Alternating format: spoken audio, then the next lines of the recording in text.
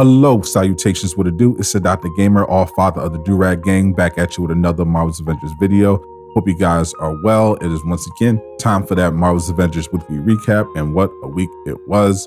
We got an update on the roadmap that's coming up, and that's pretty much it. There was a dev stream yesterday. Shout out to Lejeune. Instead of doing the usual dev stream, they had Lejeune host it with Phil. Andy was away once again, and Phil spent about a half hour sitting with Lejeune, answering questions that Lejeune had put together beforehand, as well as some stuff that he got from the chat. So we're going to go over everything like that. But first, you know the vibes. Make sure that like button is blue. Subscribe if you're new. And special shout out to all you guys for helping me hit 5K subs yesterday. We did that live on stream. It was very, very cool, which means, of course, our moderator, Ty Versal, will be eating crickets live on stream. I'm hoping to do that one on Monday, but I will let you know exactly when that will be because I got to make sure that he is available. So without further ado, let's jump right into the video. I will break down exactly what happened. So there is a new patch dropping next week. The patch is aimed to fix some of the bugs that were plaguing the game recently. Specifically, they are going to be finally fixing Thor's cape. These cape on MC of Thor's skin, of course, has not been working properly since it was released. It phases through his body. It's very ugly, very weird. They're finally fixing that. The biggest thing in this patch, though, is that Black Panther is getting his gear piece fixed. For the few of you that don't know, Black Panther has a chest piece, Nahanda's armor, that can be picked up from vaults. And when you put the chest piece on, it has a unseen fourth perk that increases his damage by 10 times. A bunch of people have been exploiting it and just making their Black Panthers extremely powerful. And of course, we knew Crystal Dynamics was going to fix it eventually, and they ended up doing it sooner rather than later. So come next week, you're going to have to find a new gear piece for your Black Panther. You will no longer be able to exploit that broken piece. They also said in this brand new patch, they are going to have a surprise. Ooh, a surprise for us. Phil didn't say what or what the nature of the surprise is, but we can pretty much eliminate a lot of what people were speculating. It is not a character. It is not going to be horde mode. It is not going to be anything like that. If you're expecting something crazy, lower your expectations tremendously. Personally, my prediction is a soon nameplate to fully embrace the meme, similar to what they did for the Seriously You're the Best nameplate. That's pretty much where your expectations should be for this surprise that they're putting out in the patch. So start there, stay in that range, and you won't be too disappointed. Now, they also said next week they're going to be adding new daily and weekly mission chains so that you can get a few more resources. No specifics were, of course, given, but more resources sounds like a good thing. So we'll have to see how that actually ends up being. They also said that the next in-game content that they have coming out is going to take a lot of what they learn into account for the people that are looking for a challenge. We don't know exactly what they're referring to as far as the next in-game content. Perhaps they could be referring to the Omega level threat here, because we know that they are due for an Omega level threat featuring Claw. It was supposed to come with Wakanda, but it was pushed back. They've said the whole thing about us wanting a challenge and taking that into consideration before, and they kind of delivered that with the Super Adaptoid, so we'll have to see how they're going to improve on that. They also said specifically in the Omega level threat, because Lejeune asked Phil about melee characters and how they are obviously at a very big disadvantage compared to range characters in the current Omega level threat, and if they would address that in the future. And Phil, seemingly surprised that melee characters are at a disadvantage to range characters, which has been the case throughout this entire game's life, said that in the next OLT, they're going to essentially make it so that if you're a flying character and you're used to being safe in the air, that's going to change. Could be interesting, could be a dud, we'll have to see. Lejeune also asked about future villain team-ups, because in the Wakanda story, you got to fight the final boss battle with both Crossbones and Claw, and he wanted to know if that's something we could expect with future content, and Phil confirmed that yes, they are in fact going to do that. Now, in regards to horde mode is of course the game mode that Miller predicted would be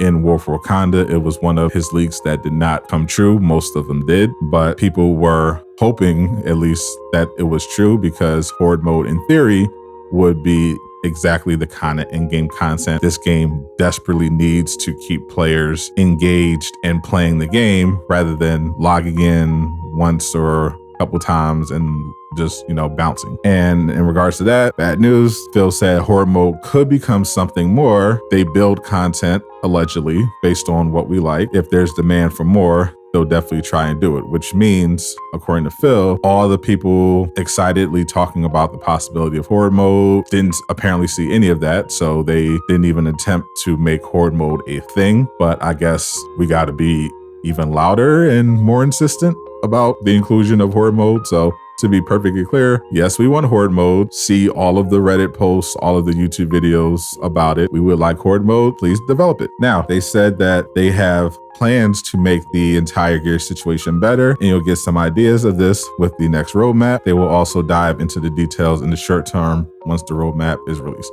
Now, I'll be very interested in that because they pretty much said the exact same thing with the last roadmap. They had gear on the roadmap. They paid lip service to Loot 2.0, and even as far back as last year, they made a much bigger deal about, oh yeah, we got these gear updates coming, all the stuff you've been asking for, like re-rolling and stuff like that. Look out for that. And of course, the new roadmap came, they had gear on there, and now we're at the end of that roadmap. And the only thing they've done with gear is give us bigger inventory, a new UI, making it easier to dismantle the gear that we don't need. And they briefly improve the stats of gear that drops, and at the same time reduce the amount of gear that drops, but part of that went away. So now the gear drops stat-wise aren't as good as they were when that patch initially came out. But at the very least, if you're a max level, you're no longer getting blue gear. But as far as the biggest feature that people have been asking for since launch,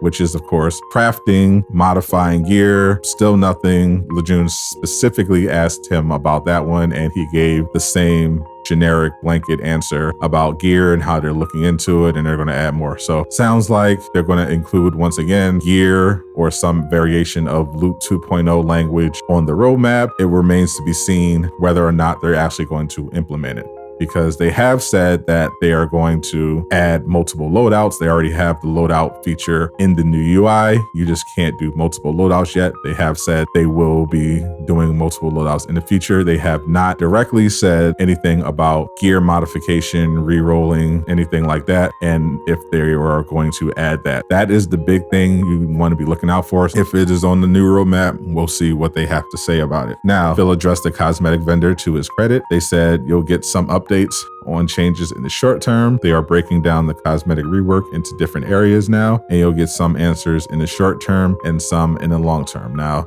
if this sounds familiar, Andy, about 5 months ago, said that the cosmetic rework will be put out in stages, and then we never got an update from him again. So it sounds like maybe with the new roadmap, they'll have the cosmetic rework actually on it. We heard from Brian, the new dev who is from Marvel Heroes, that he was personally working on the cosmetic rework. So it sounds like, once again, it's in stages, and they're going to be parts of the rework that they'll be able to talk about and hopefully have out soon. And then the other parts that are in the future, we'll have to see what exactly they mean by that, because the biggest thing is that people just want the ability to earn free skins again, and they also want their patterns and their level 50 skins back. For those that are newer to the game, when you got your character to level 50, used to be rewarded with a free legendary skin. Those were the level 50 skins. When they implemented the cosmetic rework that no one asked for, they took those away, as well as patterns.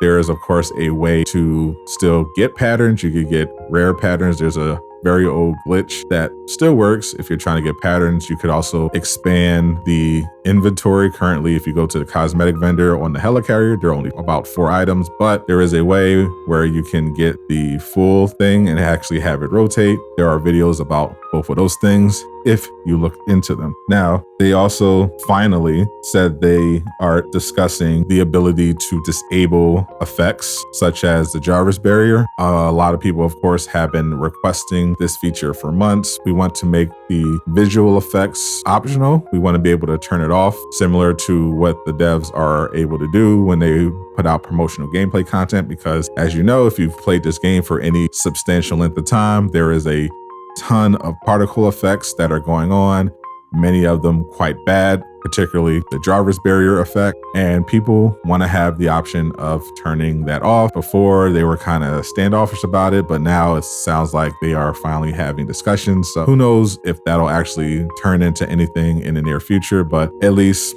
they are having the discussion. Now, Phil used the phrasing next in-game content you're about to play. People are interpreting that to mean there could be a new piece of in-game content that is relatively close. I wouldn't go that far, but it's definitely possible because we do know they are going to be putting out 2 Omega level threats this year, unless anything is delayed again. The Cloning Labs, which was supposed to come out last year, and the Claw raid that was supposed to come with War for Wakanda. So people speculated that maybe we could get Cloning Labs on the anniversary of the game coming out, because of course Cloning Labs was supposed to be released September of last year and it was pushed back. That doesn't sound very realistic, but we know eventually Cloning Labs is going to come, so maybe he's referring to one of those. There's also Patrol Mode, which it was originally lining up for a July release, but they weren't able to get it into a state that they wanted it to be in, so that had to be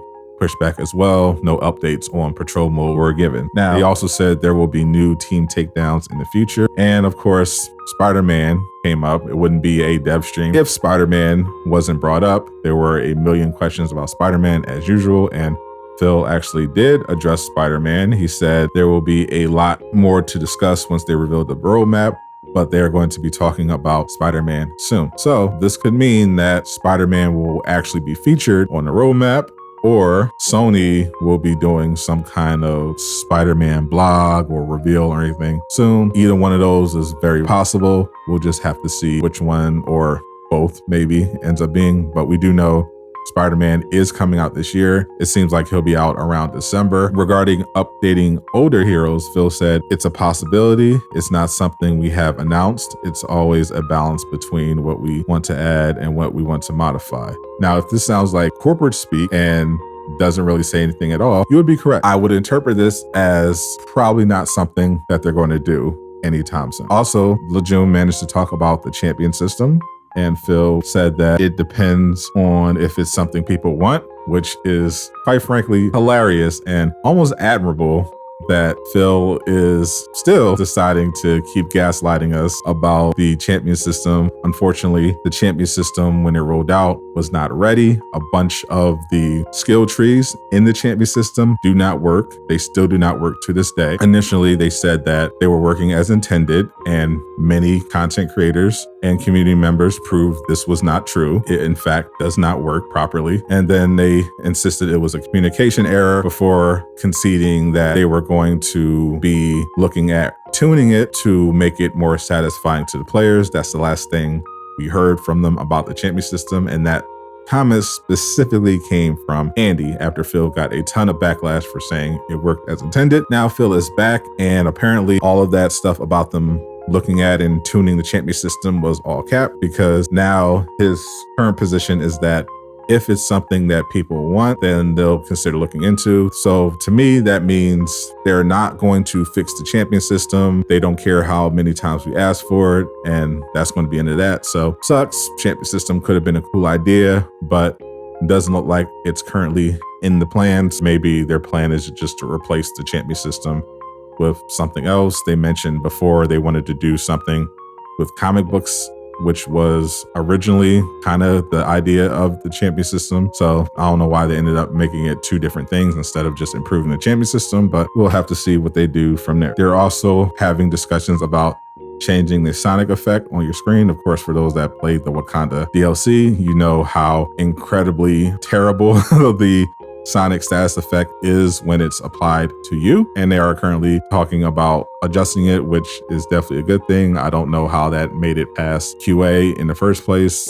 It's horrible and not a fun experience at all for the user. They also were asked about join in progress, which of course is an essential feature, but unfortunately we got it's not something they've announced, but it's something they like to do answer, which means once again, they know that we want it, but it's not happening anytime soon. Phil also said he's super stoked for the anniversary of the game, which implies there might be something that they do to honor the 1-year anniversary of the game. People are speculating could be an MCU skin, could be any number of things. I'm saying once again, keep your expectations in check. Don't expect a DLC, don't expect a new mission. Expect nameplate, maybe some units. Stay around there and you won't be too disappointed. That was the whole dev stream though. It was mixed, I'd say. Some people were coming for Lejeune. A lot of people were coming for Phil. I would say Lejeune did a good job. There's nothing he could do to make Phil give better answers. Of course, I personally, if I was doing an interview, I would have asked very different questions, but the kind of questions I would have asked Phil is exactly the reason why Crystal Dynamics will never put me in a position to ask them questions about the game. I don't knock Lejeune for that at all. He did his thing. And as far as Phil, his hands are also tied in regards to what he can say. He is not in a position where he can just tell us a bunch of stuff. You know, there's a lot of bureaucracy. There are a bunch of people telling him what he's allowed to say because they have stuff planned, and anything they discuss has to go through numerous levels of approval. So I understand it is frustrating, of course, to want information about the game and constantly be given corporate non-answers, but I'd say it's still better than the alternative of not hearing anything from them at all until content is actually released. In the meantime, it's something that we're going to have to deal with. Hopefully it improves in the future. But that's all. Thank you for the support once again. I will see you at 10,000 subscribers. Hopefully, if that happens this year, I will be giving away a PS5, something to look forward to. I'm Stat the Gamer, signing out.